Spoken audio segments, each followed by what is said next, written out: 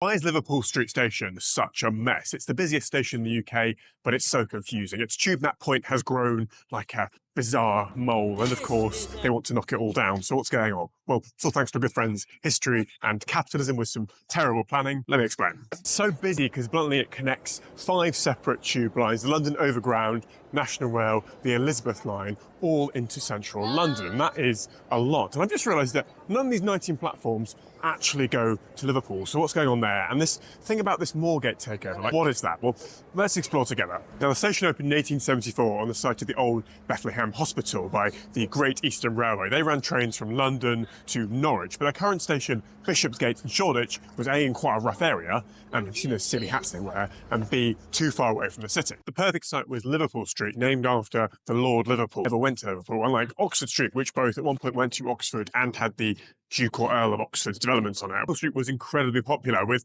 workers commuting in from the northeast of the city, like Walthamstow, Edmonton, the real depths of civilization. Just 10 years after opening, they need to expand the station. They didn't anticipate how many commuters would want to use the railway. It was a great deal. You could work in the city, but live in the northeast with far cheaper rents. So in 1890, they started to expand the station, adding this eastern side to it, and Parliament made the revolutionary decision that they couldn't just demolish people's houses. So they had to pay for around 1,000 people to be rehoused from the site. And that was genuinely revolutionary at the time.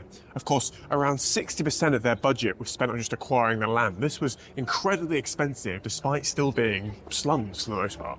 And it gets even worse because they're open next to Broad Street Station, which would have been just behind me, and at one point was one of the busiest stations in London. Now, sadly, that shut in 1986, a combination of featuring cuts, damage from World War II, and competition. And I wonder where that came from. Now, the Elizabeth line platforms sit over where that station would have been. And essentially, it's so confusing and busy because it's almost 3 stations merged into one. And, oh, look over there. Is that a tasty 4th station? So essentially, the Elizabeth line stations are really, really long. We're walking above them just now. And that means that the western end actually sits under Moorgate Station. Can enter Liverpool Street via the Moorgate entrance. And Tearful represented on the tube map by this amorphous blob, which is probably taking convenience and making it something that's not really meant to be. It's still a 10-minute walk, regardless if you go over or underground. But does all this chaos give you an idea of why they might want to demolish it? Now, that's a little dramatic, but essentially, there are more and more people using it every day, and it's still not that accessible as a station. Network Rail, so they want to make it a destination in its own right, because